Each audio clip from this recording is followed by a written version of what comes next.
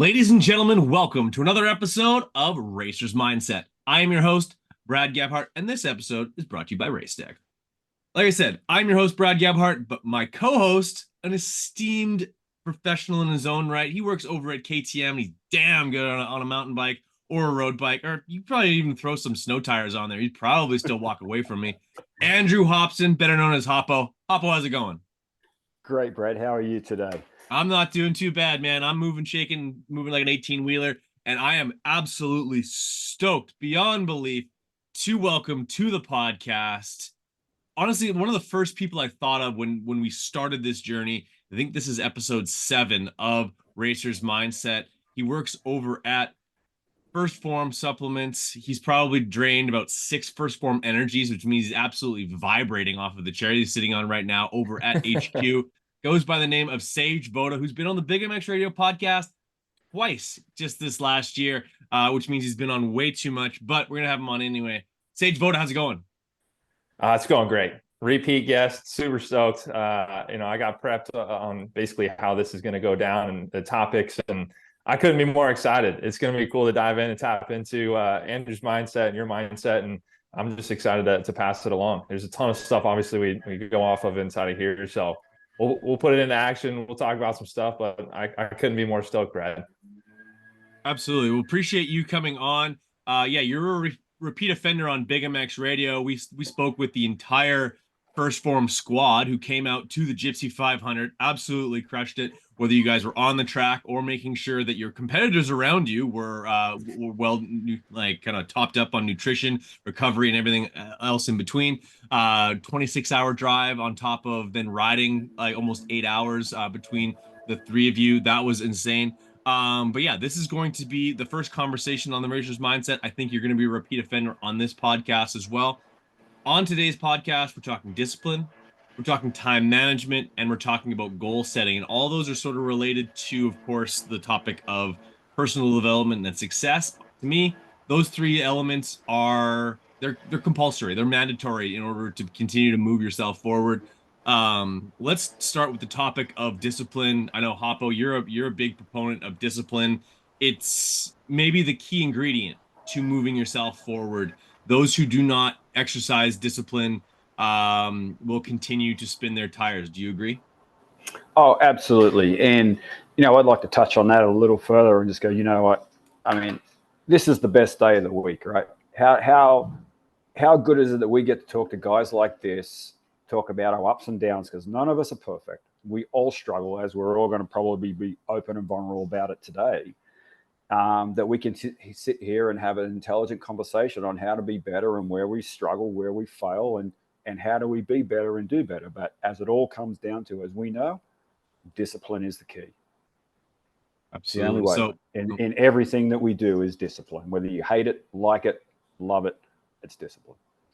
No, there's strength through regiment, and I think that Sage, you've been a person that I've been able to sort of bounce some ideas off of over the last 3 or 4 months now.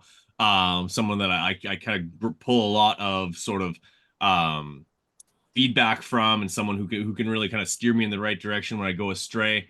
When it comes to discipline, where does that sort of lie as far as a priority in your world, and how do you cultivate it?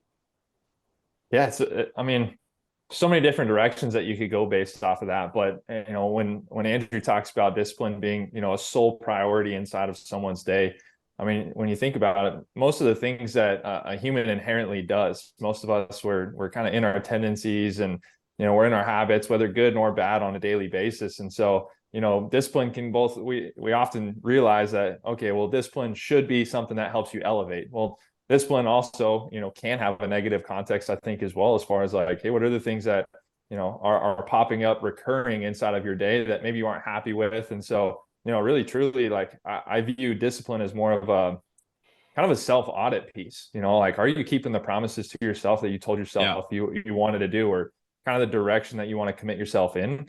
So as like Jocko and yeah, right. It is that kind of voice in the back of your head. It's the ultimate self-audit piece. And so, when you think about it being present inside of a day, it should be a competition more so, right? Are we always perfect in it? No, not necessarily, but it's something that you hear anybody from military influence to Andy talk about it to, top riders, top fitness level, like it is a repeatable action, and again, sometimes it's good, sometimes it's absolutely bad, but inside of that, like it's truly something that I found pretty early on.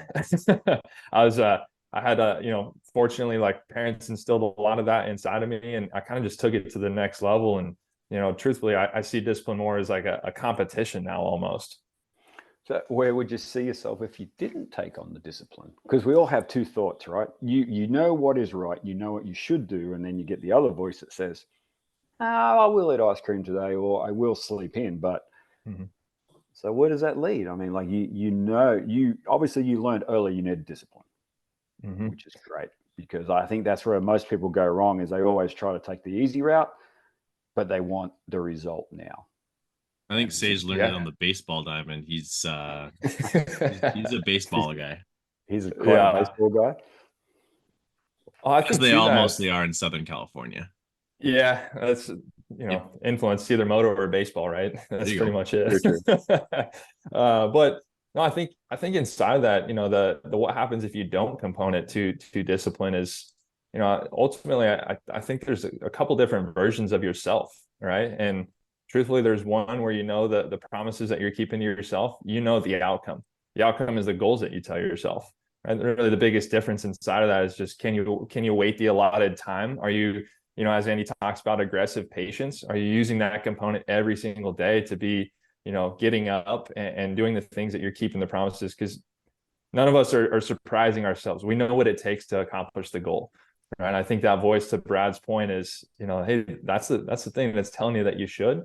But what happens if you don't? I mean, this is where you have to accept responsibility. There's this version, like, if you don't get up, and you're nipped by that temptation for a little bit more rest, or maybe that meal, or maybe that component more of, I'm going to scroll on social media rather than pick up a book, or invest into, a mindset, or watch some of the film, or go back through a call and see how I can improve.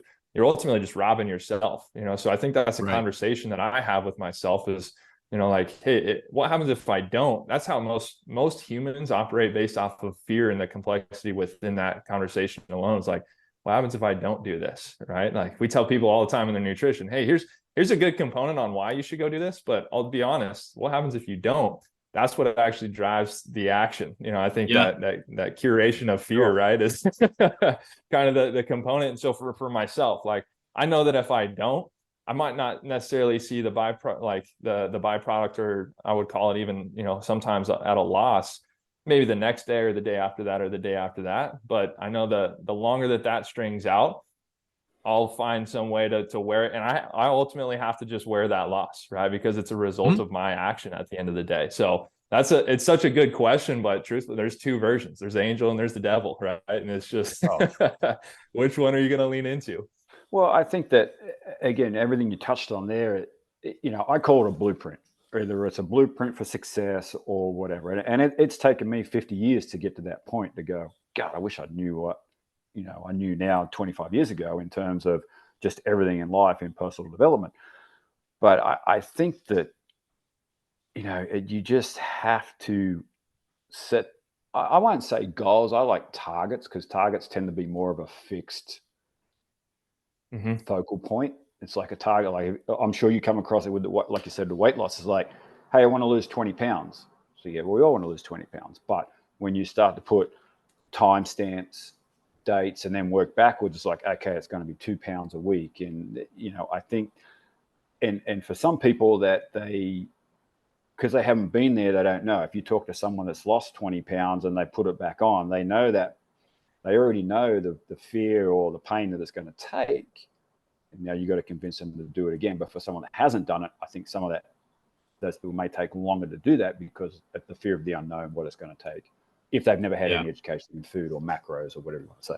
Most would come to find out that it's not as bad as you think it's going to be. And I think that this is one of the most powerful things that I've heard just in the last probably 6 to 8 months. And this is maybe something that I would like everybody who's listening to this podcast. And first of all, I thank them for taking the time to listen to the podcast, because they want to hear Sage talk shit about discipline and all this other fun stuff. Is sacrifice for your goals or reaching your goals will become your sacrifice. It's good. Because that thing, like that actually hit home to me, because if you don't sacrifice, like you're gonna have to sacrifice something to get to where you want to be. If you don't sacrifice, the sacrifice will be not getting to where you want to be. Period. Like if whether it's getting up at a certain time so you can go for that run, because like there's a lot of people probably listening to this podcast and they're like, the only time that I could fit in a workout is if I woke up at 6 a.m. I'm like, set the alarm, baby. Yeah. Like And that you just solved your own problem there. But the question is, will you, when the alarm goes off at 6, will you hit snooze or turn it off altogether and roll over, or you get yourself out of bed, put your running shoes on or your gym shoes on or whatever it happens to be, and go put in the work? Because like, yeah, I agree with you. Laying in bed and being all snuggly in their nice warm bed is probably nicer than hitting the gym. That just at least the like that's like the physical version of just like a cold plunge, just like going out there and doing it first right off the hop. Not enjoyable, or maybe not enjoyable, but like just it's abrasive. But Mm-hmm. 15 minutes into the workout, especially if you've got some megawatt in your cup, like you're going. Like you wouldn't be able to go back to bed if you wanted to anyway. But you know what I mean? Like I think that's and like here's another thing. I've never in my life regretted a workout. I've never Yeah, walked out of the gym or put my running shoes away or stopped hitting the heavy bag, because I've been doing some of that lately. Pretty bad, but anyway. That I've never walked away being like, man, I wish I didn't do that. Never once. I I think that I read a quote or a book. I can't remember. I'm just trying to remember it all now. And it's like, all this discipline we talk about being better, like when you really get into, depending how deep you want to go on universal law or anything like that, it's like nature has put timestamps on all this stuff for us. You oversleep, there's a plus and a minus. You overeat, there's a plus and a minus. You don't work out, there's a plus and a minus. So there's all these checks and balances that nature has already set. And again, when you overeat or you eat bad foods, there's consequences. So, I think it comes to the individual to distinguish between those and what they think is acceptable on, those timestamps, because it's all there in front of us. It's just how we interpret what we accept as acceptable. So the next question I have for Sage then is, how do you stay disciplined? And then also, how do you avoid falling into I wouldn't say a depression, but or being too hard on ourselves when we aren't disciplined? Like, because Yeah. I know there's some people who can really beat themselves up if they set like I'm going to start doing this and I'm going to start doing that and I'm going to do this, and when they like swing and a miss on all three of them, that like the whole thing just comes crashing down like a house of cards. Yeah. The first thing that comes to my mind is, and this is something that going to struggles, like I will struggle with from time to time, because I try to consume a lot of information, a lot of podcasts, a lot of books, a lot of concepts. And, I'm trying to constantly learn about just ways to innovate and level up and do all these components. But I think the downside of that can truthfully be adopting discipline habits that aren't yours to adopt, right? Either you're not prepared for them. They aren't going to actively support your targets or your goals. Like, and sure, in reading through these things, like, Andy's discipline in building First Phorm is likely going to be a little bit different. Now, will there be some crossover and some action items? Yes. But as I read through a story or go through, so I think first and foremost in staying disciplined, know thyself is truly the self audit piece that I have to constantly go back to. Am I doing this action item because somebody simply told me and I look up to that individual and it drove a great result for them? If, the answer is yes, like, I'm not sure that that's going to necessarily stick, right? But ultimately, like, kind of coming down to those daily habits and those daily routines is, hey, what are the things that I know that I have to pay dividends to myself to progress myself towards what Andrew's talking about, that target, right? And what specifically I want out of my life and what I'm going to define success as. And then this kind of goes off of your last point inside of like the quote that you just mentioned, right? Like the sacrifice piece. There's inherently sacrifices on getting on the bike every day or tracking your food every day or doing these things that, there's a give and a take to everything. And so as I look at the discipline and how I stay so consistent into it, I have to think bigger and farther along and constantly push the envelope. If I'm going to tell myself like, Sage, I need to get to a target of, a 6-minute mile. Realistically, could probably do that as we speak right now. I'm not actually challenging myself. So it doesn't take a ton of disciplinary habit.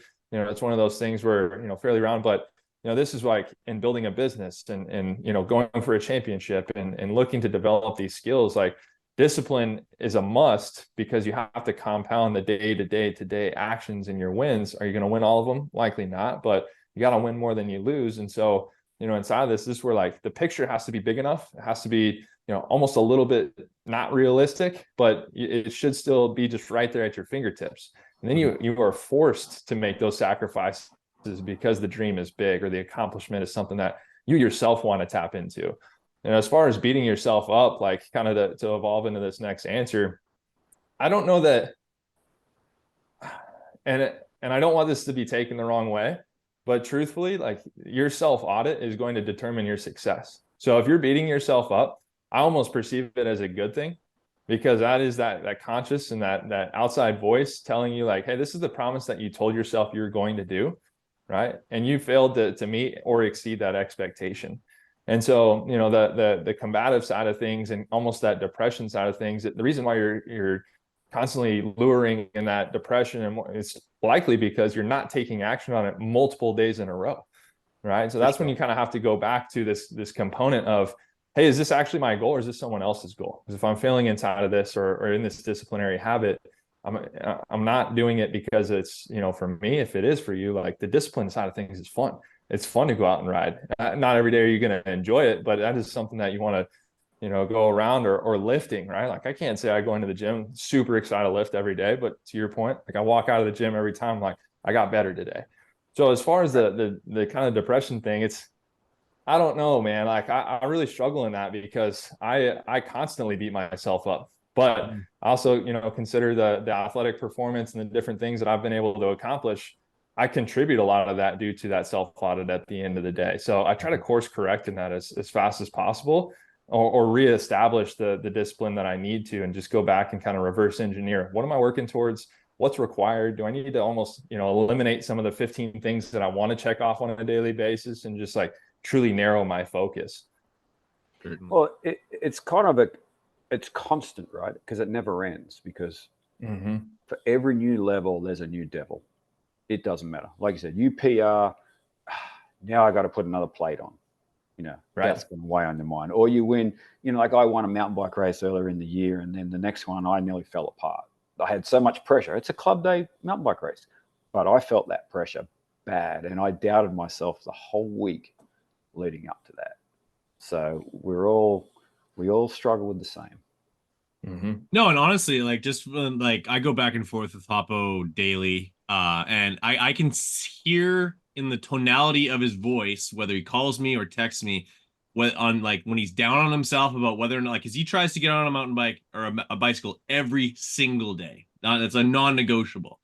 And are there days that go by without that bike ride? Absolutely, and it kills him. And it's so funny to me that like there's people who it's their goal to be able to ride a bike even once a week, and like they would be absolutely doing backflips if they could figure out a way to be on a bike 6 days a week. And then I got a guy on the phone here who beats himself up if he misses a day. You know what I mean? I think sometimes we're a little bit like, I don't know if it's unrealistic, but like when you start to set those higher and higher goals, and when you start to set that higher and higher expectation of yourself, I think we're sometimes a little bit too critical at times. But like you said, Sage, like I think that's just like healthy competition with yourself. Is that like, no, I know damn well I can get there, I can do it. And I can tell you this much is like every time that I go ride my motorcycle, if I'm not as in shape as I should be or could be at that moment, that's when I'm driving home being like, that was a great day, but I wish I had done this workout. I wish I hadn't had those fries. I wish you know what I mean? And had I made those decisions over the last 6 weeks, today would have been, say, 15% better, 20% better. My gear would have fit like better. You know what I mean? And that's the sacrifice, is that like I sacrificed a little bit of making today what it could have been by not making those decisions. And I guess that really comes down to goal setting and essentially like reverse engineering, so that that day where you say, if you've got a goal to race the Gypsy 500, whether it's the Gypsy East or the Gypsy West, that I'm going to be up to the task and my body's going to be able to do it as well. Right.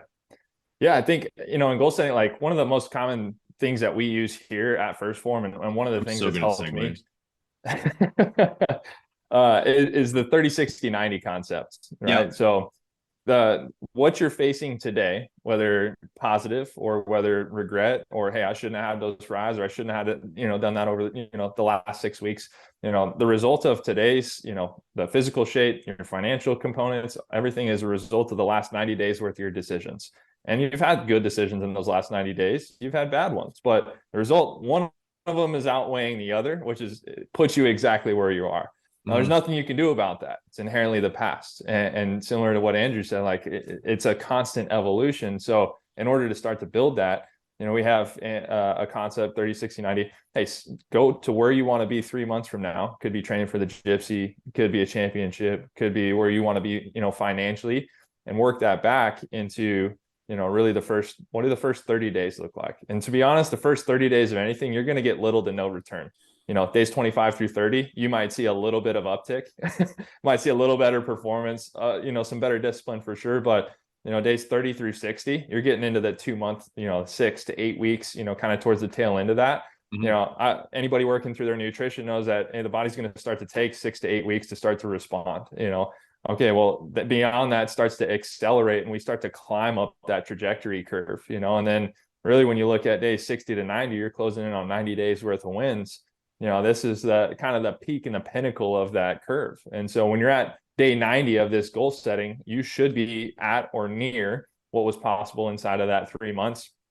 It also becomes a slippery slope here, because you're like, hey, I accomplished this, I can let off the gas a little bit, right? And so when you let off the gas a little bit, it's the last 90 days that got you to where you want to be, not your ego. So you have to reestablish and go to that next level, right? Go tackle the next devil, and understand that like there's going to be these components inside. Like you're going to have days that come up where you didn't hop on the bike, right? And you got to go back through, hey, how do I course correct as fast as possible? But within that goal setting, like you should always be working towards something physically. You should work towards something financially inside of your life, right? Like you should be looking something inside of your relationship or your family, your friend group, your enjoyment goals, like shouldn't be things that inherently cost a ton of money, but it takes time. That's one thing that inside of discipline and goals and the outcomes that you want to have in establishing any of these things, like we live in a day and age where you can scroll through my explore feed right now, and there's new gear and there's new things, and you want these things now, but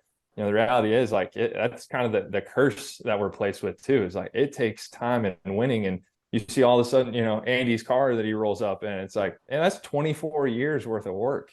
I'm 26. Right. That means that when I was 2 years old, that's why he's driving what he's driving. That's why we're in the facility that we're in. And just that concept has been great for visualization and goal setting. But again, going back to aggressive patience, like you have to take it 30, 60, and 90 days at a time, then level up, right? 30, 60, 90 days, audit, then level up. It goes in 3, 6, 9 months. First 3 months of doing something probably won't be that good. 6 months of doing something consistently, 9 months of doing something consistently, like same thing in years. You look at somebody with a 10-year career, right? It's going to be different than somebody with a 3-year career. That's just, it's time, right? So just time. Inside, like that's how we go about goals. And it comes back to that 10,000 hour mastery as well, right? It literally takes 10,000 hours to master it. Yeah, no, absolutely. I think no matter what the goal is, whether you're trying to learn a language, how to play the guitar, ride a motorcycle, run that 6-minute mile, whatever it happens to be, you have to be able to put in work without constantly checking to see where the progress is. Like if you're having to you have to literally just put the blinders on and just go to work for X amount of time. And like honestly, I have a friend of mine. She basically was like, she was asking me like how I had gotten in the shape that I was in at the time, And like in how she could possibly do that, I'm like, you just gotta work. You gotta work for 3 months and not step on the scale, not like take real inventory of where you're at. Like make a program that you know is gonna work for you, put it into practice diligently, consistently, and you're gonna surprise yourself. It's the people who they do one ab exercise and eat two salads and they expect a six pack, and they, you know what I mean? Like there's way too much of that goes on. It absolutely breaks my heart because people can get very demoralized very quickly by essentially like trying to take that inventory on a almost weekly basis. It's not measurable at that level. That's Aside from such the a good fact that you point. just went out and did it. Yeah.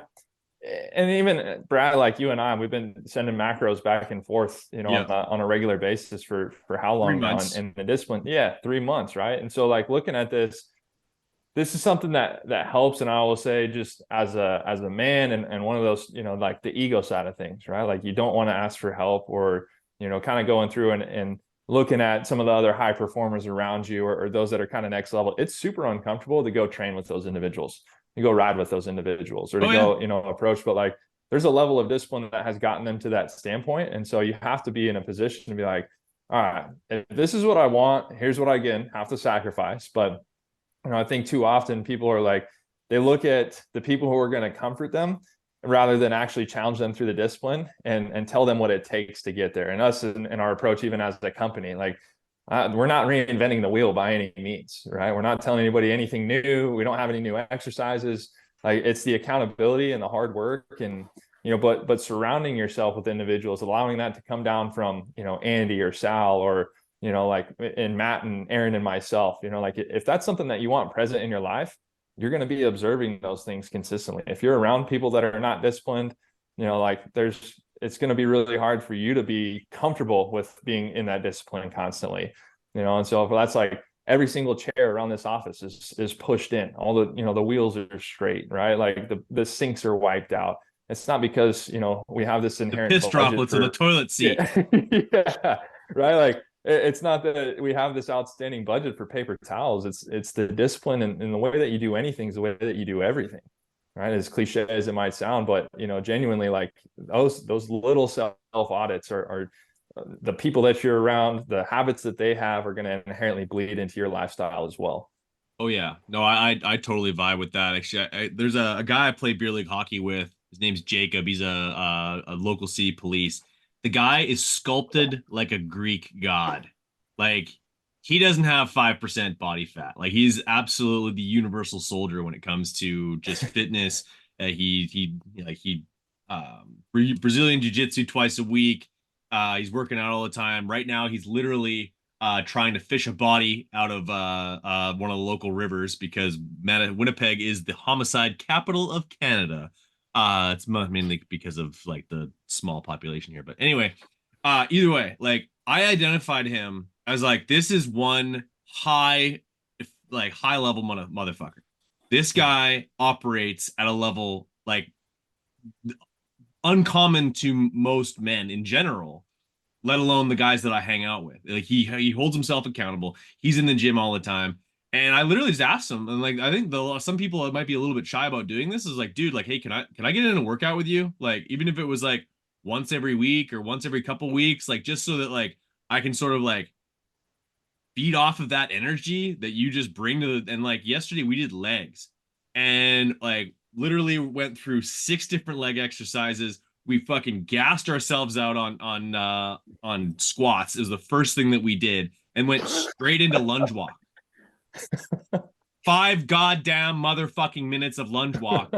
And the best part about it was that like him and I are exactly the same in the way of just being competitive. There was neither one of us was like gonna like say give first. We literally had to set a goal that we'll do this many laps and agreed upon that, because if it came down to one of us is gonna say give first, we might still be there. So having people like that in your life is a really, really powerful thing. And I feel like there's like that's something that has been constant through my evolution of like I went from being like I was like throw my shoulder out, patting myself in the back. but like I was a fucking bricklayer. I was a bricklayer. And not to besmirch the good name of bricklayers everywhere, but from the guys that I hung out with, they're great at what they do. They don't have great habits. A lot of them smoke, a lot of them drink, most of them aren't in shape. In fact, I don't think I can think of a single one of them that are in good shape aside from the one that do a lot of drugs. Like we're talking about guys who they work their 8 hours, they go home, they drink 6 beers, they go to bed and rinse lather repeat 5 days a week, and then on the weekend they just kick back and whatever. And that is what I was sort of like I was caught into this sort of cycle of like seasonal work, because obviously up here in Canada, November, December, January, February, March, you're not laying any bricks unless you're doing an inside job, and those are few and far between. And I looked around and said, I need to change the people who are around me. And this is right around when I started listening to the MFCEO project. For those who don't know what that is, now it's better known as Real AF, which is hosted by First Form's owner, of course, Sage Voda's boss, Andy Frisella. And he basically said it straight up. You're gonna lose some friends. You're gonna have people fall off. The best part about that is you're gonna meet some new people. New people who will like you buy a mountain bike, you go on the trail, guaranteed bump into somebody. Maybe you Right. bump into a bunch of people, and those people are gonna become the people who are gonna challenge you to be the next best version of yourself, and that's how you take that next step forward. And you very Well, well could outgrow those people and continue to move forward, and that's how you as a person continues to grow and achieve great things. Because if you want to achieve great things, that's the only way to go about it. well, that comes back to the law of averages, right? You hang out with 5 deadbeats, you'll be a deadbeat. You hang out with 5 millionaires, chances are you'll be the 5th. Yeah, or they You get stop in hanging those out with you. circles. Yeah, I mean, I had, man, I mean, I had exactly what you went through. I mean, I had to do it. I cut people. It was tough, but now it's like you have a path, you have a goal, targets, dreams, whatever you want, and everything just falls off the wayside. So I looked for a quote here. I've been looking for it for a while. And so the reason most people fail instead of succeed is that they trade for what they want most for what they want at the moment. yeah, what do you want right Mhm. now? Do you want fries right now, or do you want a 6 pack in 6 months? Right. What do you want? Again, that comes back to those decisions, right? And discipline. And Exactly I right. think that's the meat of it right there, So goal setting, in order to achieve things, we need to set goals, reverse engineer them. When we need the discipline to be able to carry out the actionable tasks to make those goals happen. How do we fit in all the time needed, and how do we structure our time to be able to attain and hit those actionable tasks? Because like I have my power list. Yep. It's I try and write a W on the paper every day. I don't, because I'm a regular person and Mhm. sometimes things happen. But when I'm like I'm most effective when I'm managing my time well. How do we go about it, Sage? Two principles to that, right? First and foremost, I'm just going to lay it out.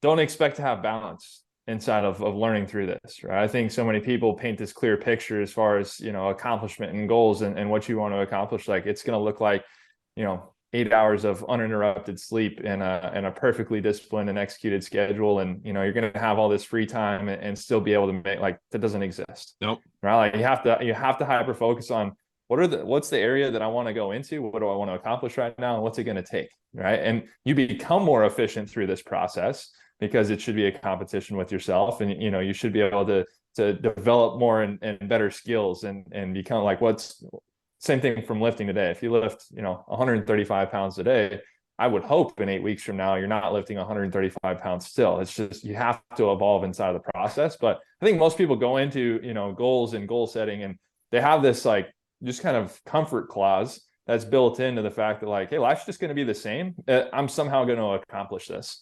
And that's not the case, right? So first and foremost, like, expect to have late nights, right? Nobody else is going to be telling you this. Expect to work really hard. Expect to be really sore. Expect to make these sacrifices. Don't purchase the things, that everybody else is purchasing. Like that's inherently the cost. But, the second thing, and I actually really struggle with this coming into First Form because, this is something that I felt like I was doing so much inside of my day and I was getting nowhere, right? I show up, dawn to dusk, right? And you go through, and I feel like most people can relate to this. Is you jump in and, man, I'm just working so hard. I'm just so busy. I'm just working. Okay, well, show me your screen time. Let's see that component, right? Like let's look at what you're doing when you come home.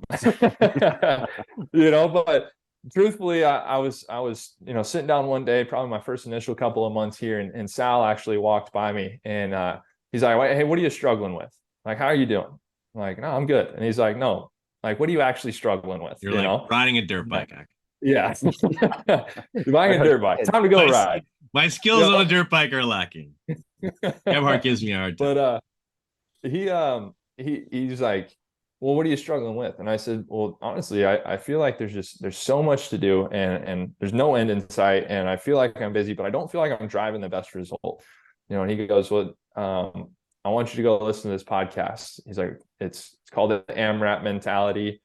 Jason Khalifa owns several CrossFit gyms out in NorCal, big time CrossFit athlete, has a family. And he's like, we recorded a podcast over this. And for anybody that's familiar with the term AMRAPs, as many rounds or as many reps as possible within a given amount of time. And so be extremely effective in time management with this. So taking your power list, or reverse engineering those goals on a daily basis, and then going back to essentially a time block and more of a hey, this is the amount of time within my day. Here's how much sleep I need to have. Here's what I do from work. Here's the extra time inside of my day that I'm not obligated to. And these are the 5 critical things that I need to get done to push me forward towards my goal over the next 30, 60, and 90 days. And so within that, essentially you do not disturb is a great tool, but you take that component and, you set the allotted time. If it's 20 minutes to get better and read, it's 20 minutes. If it's 45 minutes to go work out and you got 45 minutes left in your day to go do it, you put your phone on do not disturb, you set a 45-minute clock, and you go do as much work as you can within that 45 minutes. And so I adopted this within, coming into my job every single day. I go through these different aspects of life for self-development and training and all these components, and it requires discipline. That's the caveat. You have to be disciplined to setting the timer and to doing the work. Shocker, kind of common theme here, but it's kind of working back. If I know that I need to get 8 hours of sleep, and I know that I work 10 hours a day at a job, and I realize that this is where I want to be in my side hustle or physically, here's the amount of time that I have to allot outside of my relationship and eating and everything else. I have to be extremely effective with that. I can't have any other distractions. You have to learn how to say no. You have to learn how to, properly manage or delegate. But that was something that Sal told me, he's like, you'll get good at these things. You're not going to be good at them at first, but you'll get good at them. But truthfully, it was one of those things where I have my day blocked out, and then I put my phone on do not disturb when it's time to go do self-development, breakfast, training. Cool. Don't touch my phone. Like, that's my time. I got time within my day, like certain admin periods. I got 30 minutes. All right, 30 minutes go. What can I get, crossed off? And again, is it going to pay dividends in the first 30 days? Maybe some, but 90 days from now, disciplined, executing, working hard, going and just cranking tasks out, you'll look back and you're like, all right, what's next? What's the next level? So as far as time management, like, that's one of the best skills that anybody that struggles with the discipline and that struggles to be effective or efficient, is kind of going through and just establishing that AMRAP mentality. Is that where like 80% of the time when I message you, it says that you were not notified or that it was delivered quietly? That's it. Matt's the same. When I was helping Matt there for a little bit, it was always on silent, do not disturb, which is good. Like, it's exactly what you just talked about. I'm gonna put my phone on do not disturb permanently from now on, and like maybe block everything that Sage sends me. Ever. I'll put you in my close contacts. Perfect. So you can get through. To add to that, really, it comes down to if your why is big enough, you will find a way, right? Yep. If you want to lose that weight, if you want to make that certain amount of money, or you want to build that business, when you lay it down and you reverse engineer it, if your why is big enough, you will find a way. Same as getting out of bed at 4:40, 4:45, whatever it is, you'll find a way. Well, it comes down to what Sage said earlier: is what happens if you don't. Mm-hmm. Right. Is the consequence of not getting your goal big enough that it'll essentially, I wouldn't say scare you, but give you enough of a jolt to say, I'm going to make this happen. Like what happened if what would happen if Hoppo hadn't learned how to work on engines? Because at one point you knew nothing about building engines. Correct. Yeah, I mean, we don't know it all. We all have to learn. Yeah. But now you like in your sleep, you can take apart a Oh, you KTM could 450. you could throw a KTM engine on the floor, and I could build it off the Well, floor. you were talking about that That's when sad. the I mean, bikes that come back really is from the bad, Ernsberg right? rodeo. Essentially, it does look like someone did throw it on the floor. Yeah, true. Absolutely So, wild. Sage, what is actually your role at First Form? So the former guest Matty Z, so him and I work and collaborate on the same team here. So we were heavily into working with our sponsored athletes here, working with our brand ambassadors.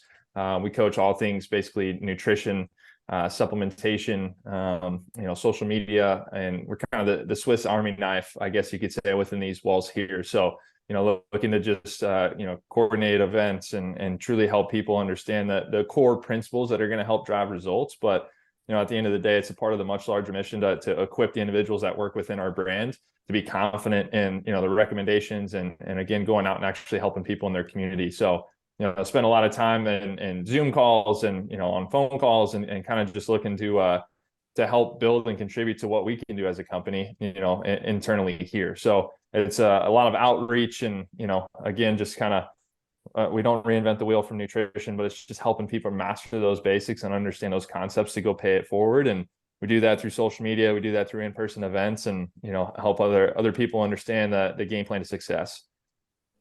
And leading by example. Like, I don't think either you or Aaron or Matt or JT or James, anybody over at First Form or anybody that's in fitness in general, like Hoppo, I'd throw you in the mix as well, is like I don't want to be like kind of like toot our horn as like an influential person, but like every time I post something about working out, training, this, that, and the other thing, like my sweat inspires sweat.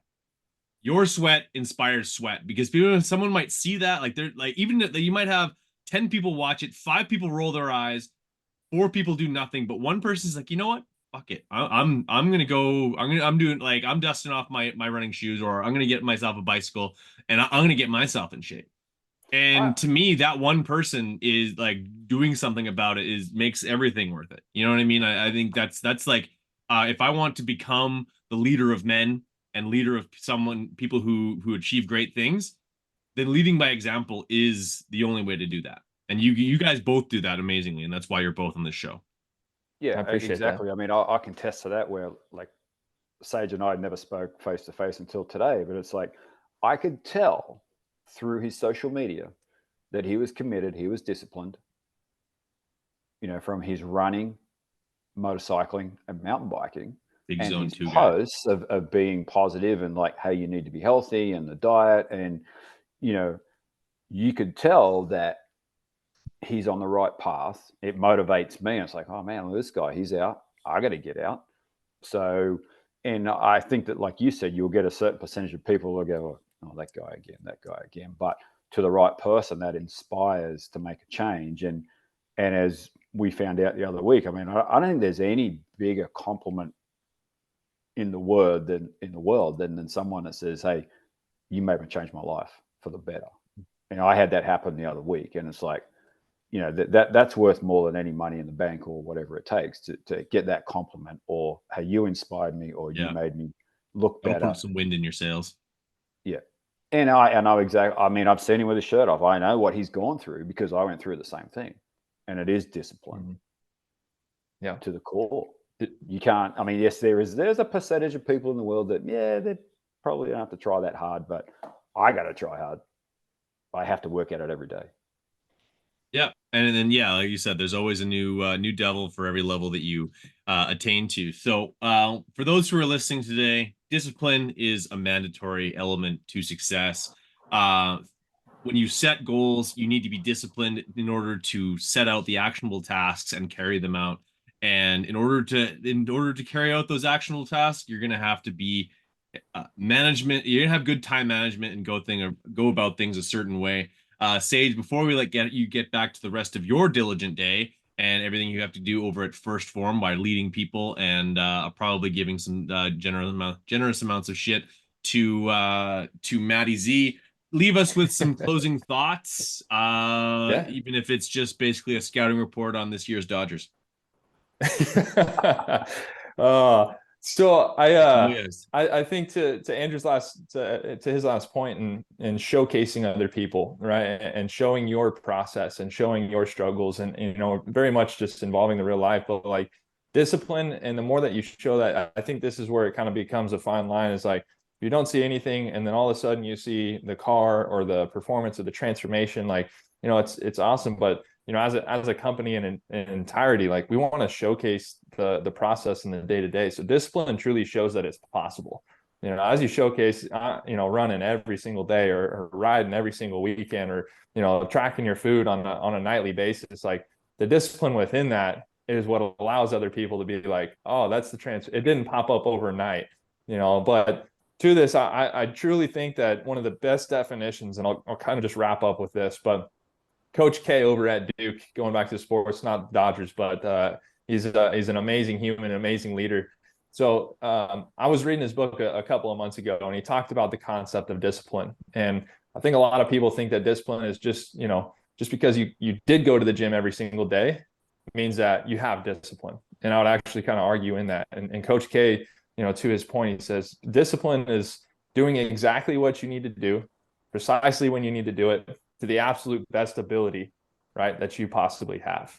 And I think that quality of rep, you're not going to feel at a level 10 every day, but if you're at a level 7 and you push that 7 inside of your training session, or if you have accessibility to food and this is kind of what your macros are going to look like for the day, here's ideally here's what it would look like, but realistically more so, did you put in that effort within the precisely when that you told yourself you needed to wake up? Did you go execute on that? And did you go do it with the best of your ability and best of intent? And I think that for me, I just understood this concept of discipline as more of like, hey, this is just doing it every day. And the reality is like what's helped anybody perform or get to that next level is discipline is truly, I want to take that to a next level. It's exactly what you need to do, precisely when you need to do it, to the absolute best of your ability. Yeah. I have one question as we're turning down here. It's like, you go to the gym and you see a person there. I went to this gym and I was in and out every other month, and it's like I'd seen the same people. They had discipline, but they were just going through the motions. Yeah. Nothing changed. And it's like I there's that line of I'm doing it, but where's the point where you go, I have to get better at this. I need a result. And I think, from just going through the motions to wanting a result is the gap in between. Yeah, I think too many people at the gym are just earning their ice cream. Yeah. Right.